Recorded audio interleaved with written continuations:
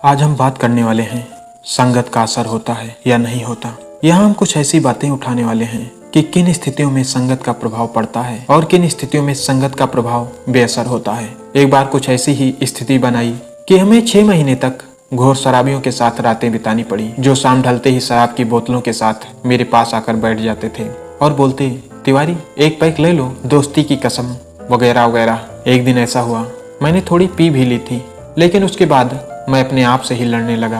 अरे पागल, ये सब क्या कर रहा है, मैंने सोचा। उसके बाद 3 महीने और उन लोगों के साथ रहा, लेकिन उसके बाद मैं आज तक शराब का एक कतरा भी नहीं लिया। ऐसा क्यों हुआ? क्योंकि मेरा इरादा साफ था, मेरी दिशा निर्धारित थी, नहीं पीना है, ये गलत है। वहीं उन लोगों के साथ एक और दोस्त भी था जो बिल्कुल सीधा साधा था, लेकिन 6 महीने में ये लोग उसे बदलने में कामयाब हो गए। वो 6 महीने में ही पूरी तरह से शराब पीने लगा था। दूसरी बात, जहरीला सांप बहुत ही जहरीला होता है। चंदन के पेड़ों में हमेशा लिपटा भी रहता है, लेकिन चंदन का पेड़ आज तक जहरीला नहीं हुआ, क्योंकि चंदन का इरादा फिक्स है। उसकी दिशा निर्धारित है कि लोगों को शीतलता देना है, ना कि भुजंगों की तरह गरल। अब आ गई फाइनल बात कि संगत का कब असर होता है और कब नहीं हो पाता। जब हमें उस संगत के बारे में, उन कार्यों के बारे में कुछ पता ही नहीं होता या हमारे अपने इरादे कमजोर होते हैं, तो हम संगत के इरादों में शामिल हो जाते हैं। जैसे एक बच्चा, उसे कुछ नहीं पता है तो आप चाहे जो सिखा दो, या बड़ा जिसकी कोई दिशा ही नहीं है तो वो दूसरों की ही दिशा में बहेगा।